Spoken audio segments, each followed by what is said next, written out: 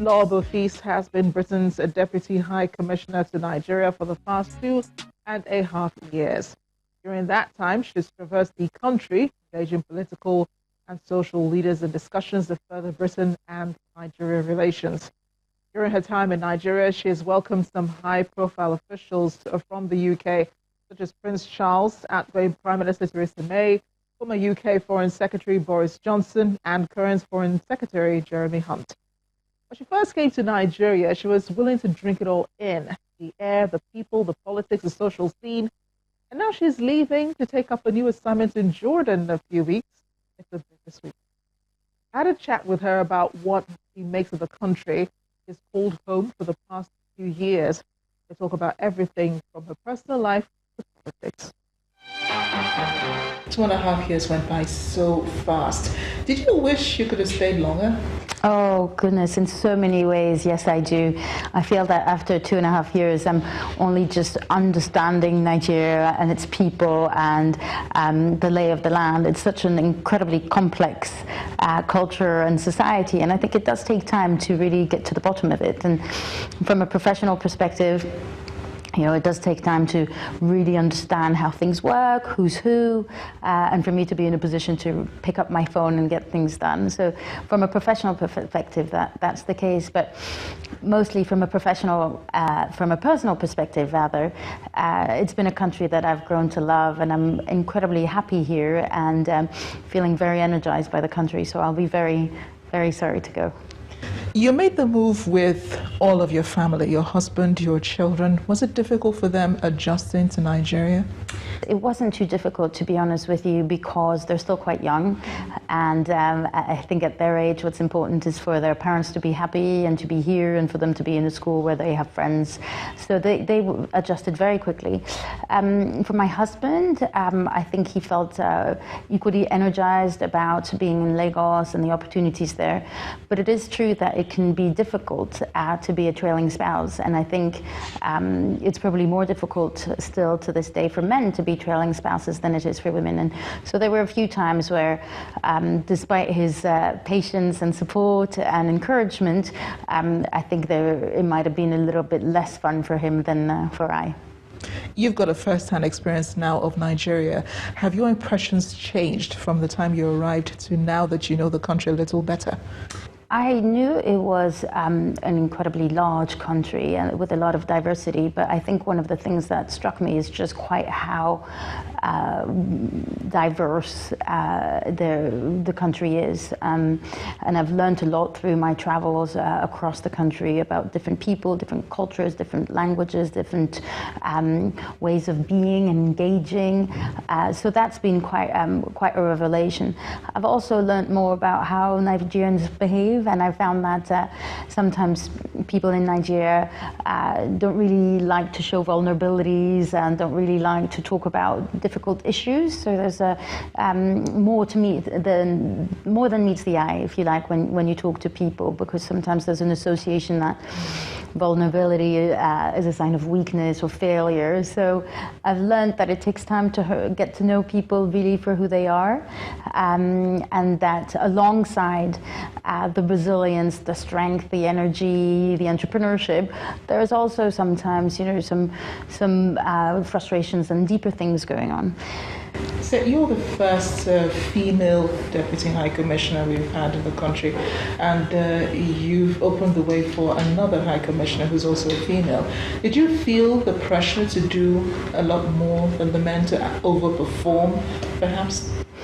I didn't really feel the pressure to overperform. I just wanted to perform as well as I could. So I wanted to perform, undoubtedly. I don't think so much so because I was a woman.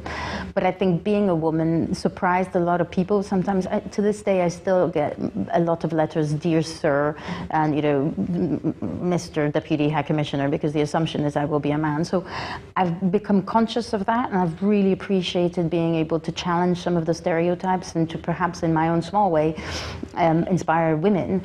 And I've loved to be able able to use the platform that I have here to talk about the issues that I feel strongly about, including, of course, women's rights and gender equality. And I think in a country like Nigeria, where there are incredibly strong, powerful, sassy, entrepreneurial women, equally there are voiceless women, and there are real challenges around violence against women and girls, women's political participation, economic participation. So it's important that we can talk about that, and the fact that I am a woman and that people ask me this gives me an opportunity to raise these issues.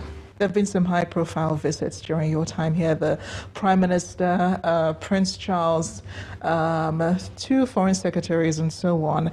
But let's talk about the Prime Minister. It was a whirlwind visit. She did Abuja and Abuja and Lagos in one day. And it seemed like, she was, I don't know, it sort of like portrayed that Britain really wanted a partnership with Nigeria, but not with the people.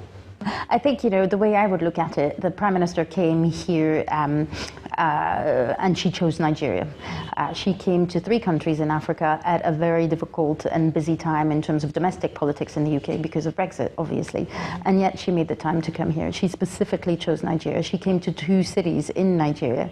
And she did so many things in a short period of time.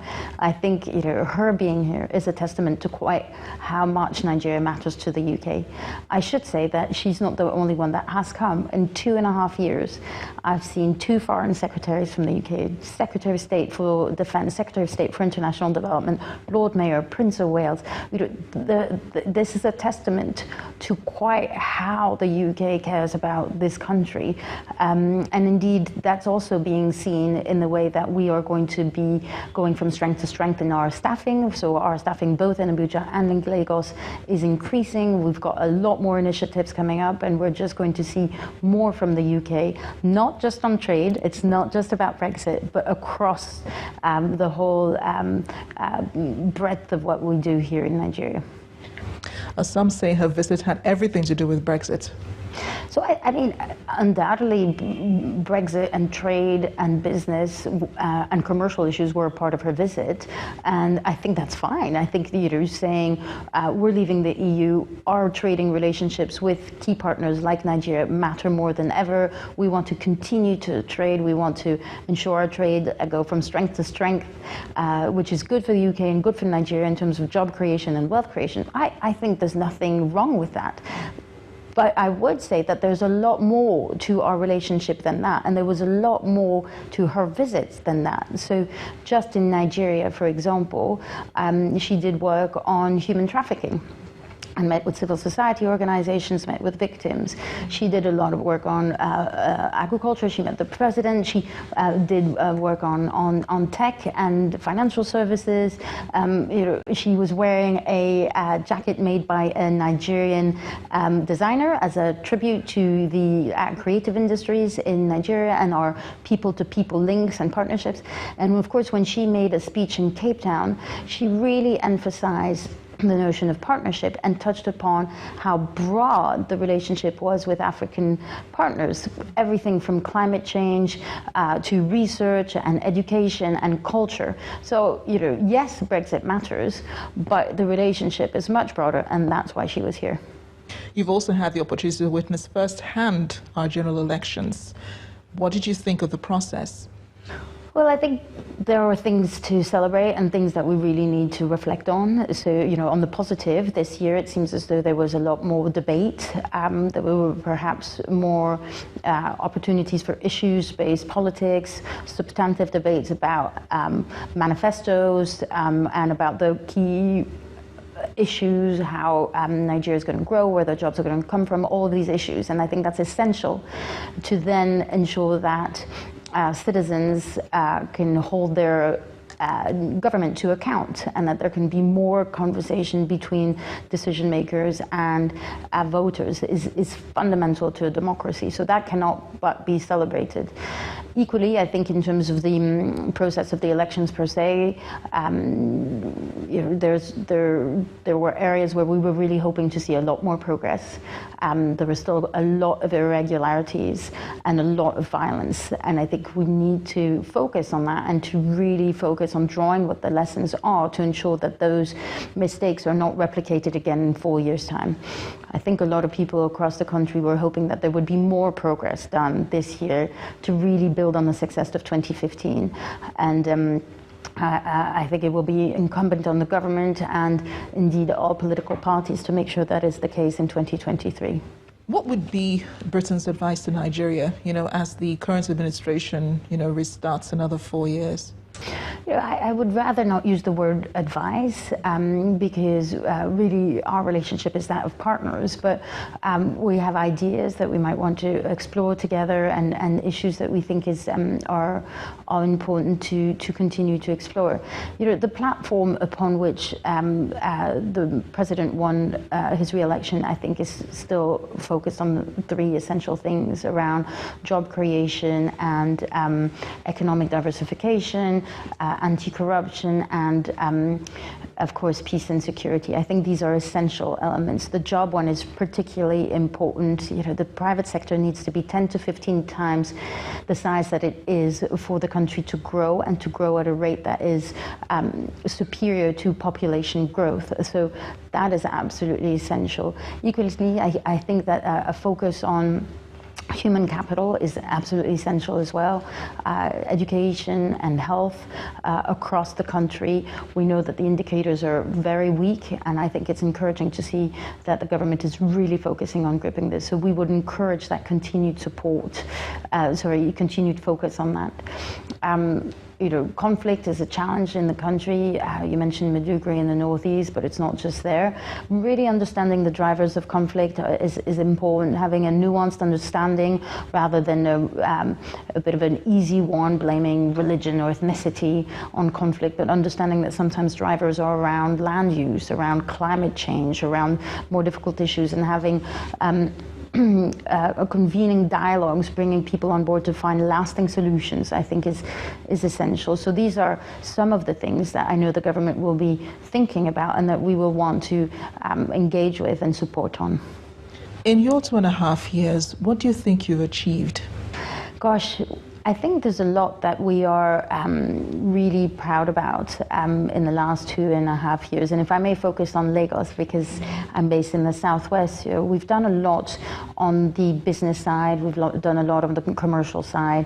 I mentioned some of our visitors, but they were here to really drive an agenda to strengthen the business relationships between UK and Nigeria in a win-win fashion, as I mentioned earlier. I think we've done a lot on creative industries, again, trying to celebrate the talent, creativity, and entrepreneurship here, but also that in the UK, and creating partnerships and emphasizing the people-to-people link and bridge in this space. We've done a lot on the values side, the things that matter to us as partners in Nigeria and the UK, women's rights, climate change, environmental sustainability. These issues are issues that we've tried to place at the heart of our foreign policy, and I know here we've really spoken to as many people as we can about these and tried to play a key role to put in place initiatives to address some of the challenges around that. And then, more broadly, if you look at what we've done across the board, we've done a lot on security, of course, anti-corruption, and development. Really focusing on putting in place sustainable means to reduce poverty. Will you miss Nigeria? I will miss Nigeria very much. I will miss the people. I keep saying it's the best thing about Nigeria. I will miss sometimes what seems to be a bit of the madness and chaos, which speaks to my personality. I will miss the laughter, the joys, all the wonderful things that I've been able to do, but mostly the wonderful friends that I've been able to make. And what's next for you? I go to Jordan. I go to the Middle East in July. So very, very different context. And then who knows, maybe one day I'll come back here or in West Africa if you'll have me. Ms. Laure Beaufils, thank you so much for speaking with us. Thank you for having me.